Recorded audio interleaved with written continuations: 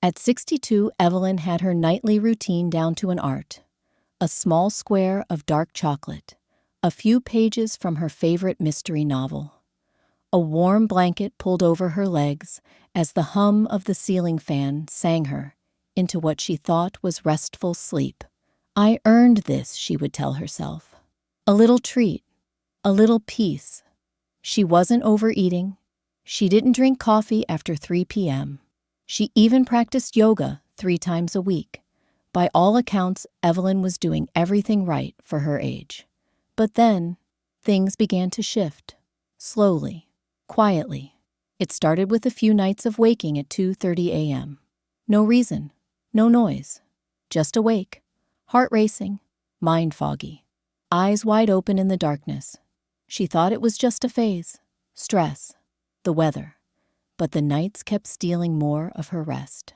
Then came the tossing, the turning, the panic. She'd fall asleep by 10 p.m., only to wake again at 1, 2, or 3 in the morning, restless, wired, unable to fall back asleep until nearly dawn. By 8 a.m., her body felt like lead, groggy, numb, like she hadn't slept at all. The fatigue crept into her days. She forgot small things, lost track of conversations, started skipping her morning walks. Her energy was evaporating, and she didn't know why. I'm doing everything right, she whispered. One morning, holding a cold cup of tea, she forgot to drink. What's happening to me? Evelyn refused to give up. That just wasn't her style. She tried everything she could think of. Chamomile tea before bed, lavender oil on her pillow, breathing exercises, cutting screen time, soothing rain sounds on her phone. She even stopped drinking her afternoon green tea. Maybe the caffeine was hanging on longer than she thought. For a few nights, she thought it might be working. She managed to sleep a full 5 hours one night. But then, bam, back to 2 a.m., wide awake. It was like her brain had forgotten how to stay asleep. Her doctor nodded sympathetically and offered sleeping pills. She hesitated, but gave in. The first night, a deep, dreamless rest. But the second night, groggy, uncomfortable. The third night, she woke up again at 2:45 a.m., heart pounding, mind racing. Evelyn stared at the ceiling and whispered, "This isn't rest. This isn't normal." One morning, Evelyn found herself standing in the kitchen, unable to remember why she was there. Her hands were shaking. Her thoughts scrambled. Her eyes sore from another sleepless night. And still, she reached for the dark chocolate bar in the cupboard, the same one she'd nibbled on every evening for the past 10 years. She paused, looked down at the wrapper, and for the first time, she actually read the ingredients. Cocoa solids, caffeine, theobromine, theobromine. She didn't even know how to pronounce it. Curious, she opened her laptop and typed in a simple question. Can chocolate affect sleep? The answer hit her like a wave. Yes, especially in older adults. Theobromine, she read, was a stimulant, similar to caffeine, naturally found in chocolate. It stays in the body longer than caffeine. And as people age, their liver processes it much more slowly. That meant her harmless little treat at 8:30 p.m. was still swimming in her bloodstream at 2 or 3 in the morning. It wasn't just the sugar. It wasn't just the slight bitterness she loved. It was a hidden sleep saboteur every single night. Evelyn sat back in her chair, stunned. She hadn't even considered the chocolate. That night, for the first time in over a decade, Evelyn didn't eat chocolate. She reached for a cup of peppermint tea instead, something light, calming, and caffeine-free. She turned off the TV at 8:30, read her book by the soft yellow light of a lamp, did 10 minutes of gentle stretching, then climbed into bed. She didn't expect a miracle, but she was hopeful, quietly. Hopeful. That night, she woke up once, briefly, but she fell back asleep in under 10 minutes. The next night, 6 hours straight. No interruptions. By the end of the week, she was sleeping almost 7 hours. No pills, no apps, just the absence of chocolate and the return of balance. She added more sleep-friendly habits too. A warm bath with Epsom salt, a few pages of light fiction, no snacks after 8 p.m., breathing exercises. She once laughed at, but now embraced. Her energy came back. Her eyes felt clearer. She started walking every morning again, even stopping to greet the neighbors she used to ignore in her fog. In the fog, it lifted. One evening, her granddaughter asked if she wanted some chocolate after dinner. Evelyn smiled. "No, thank you, sweetie. I've learned something new about myself. I sleep better without it." The little girl wrinkled her nose. "But chocolate makes me happy." Evelyn laughed. "It used to make me happy too, until I realized it was stealing something even more precious." Her granddaughter didn't understand, not fully. But Evelyn did, and for the first time in years, she felt rested enough to explain. Now she tells her story to others, not to shame chocolate, not to fear food, but to remind people. Sometimes the smallest habits hold the biggest power over our lives. And sometimes healing begins with what we let go of. Evelyn's story, though personal, is surprisingly common. We often cling to routines and comforts without realizing they might be undermining our well-being. But sleep is just one facet of our overall health, a single thread in a complex tapestry. What about other seemingly innocuous habits? What hidden saboteurs are lurking in our diets, our exercise routines, our work lives, or even our relationships? The truth is, identifying these subtle disruptors is only half the battle. The real challenge lies in understanding why we cling to them and how we can cultivate the awareness and courage to create lasting positive change in all aspects of our lives.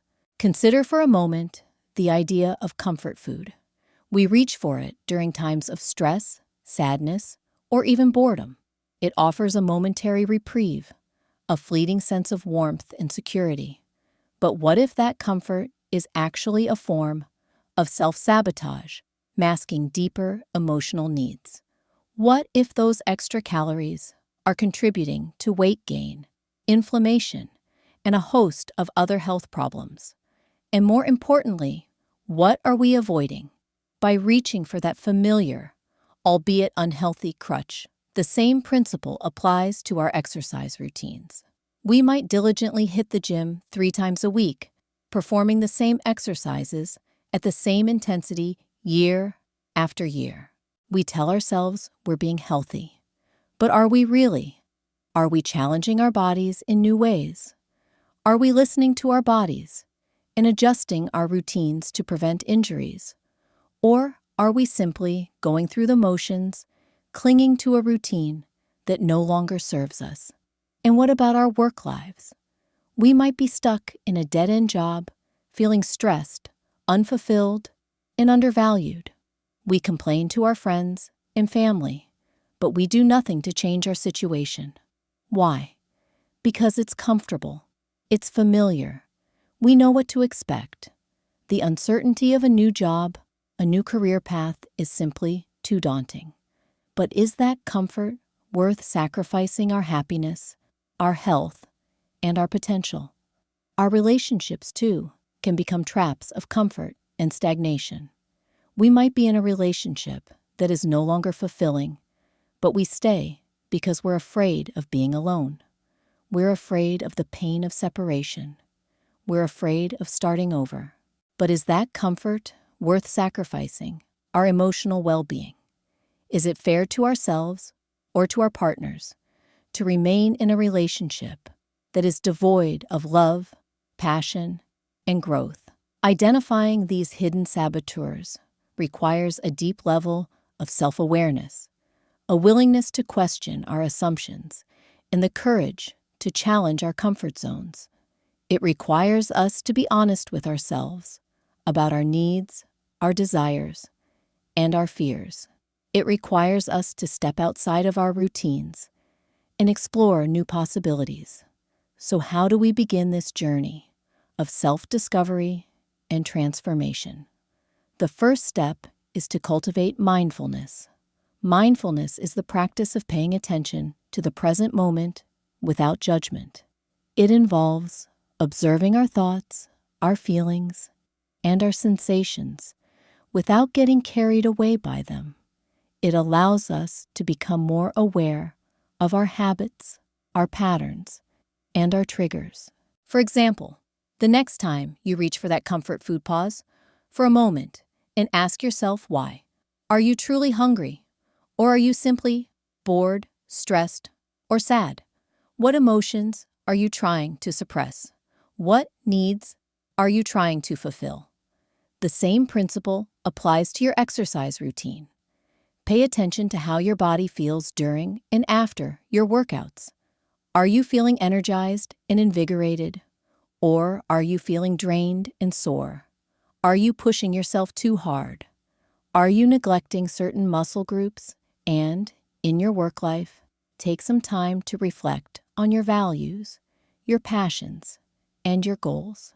Are you using your skills and talents to make a meaningful contribution to the world? Are you feeling challenged and inspired? Or are you simply going through the motions, waiting for the weekend to arrive? In your relationships, be honest with yourself about your needs and your desires. Are you feeling loved, supported, and appreciated? Are you communicating openly and honestly with your partner? Or are you holding back afraid of conflict or rejection? Once you've identified your hidden saboteurs, the next step is to create a plan of action. This might involve making small, incremental changes to your habits, your routines, or your relationships. It might involve seeking professional help from a therapist, a coach, or a mentor. It might involve taking a class, reading a book, or joining a support group. The key is to be patient, persistent, and compassionate with yourself. Change takes time, and there will be setbacks along the way. Don't get discouraged. Learn from your mistakes and keep moving forward. For example, if you're trying to break a sugar addiction, start by gradually reducing your intake of sugary foods and drinks. Replace them with healthier alternatives, such as fruits, vegetables, and whole grains. Find new ways to cope with stress, such as exercise, meditation, or spending time in nature. If you're trying to improve your fitness routine, try adding some variety to your workouts.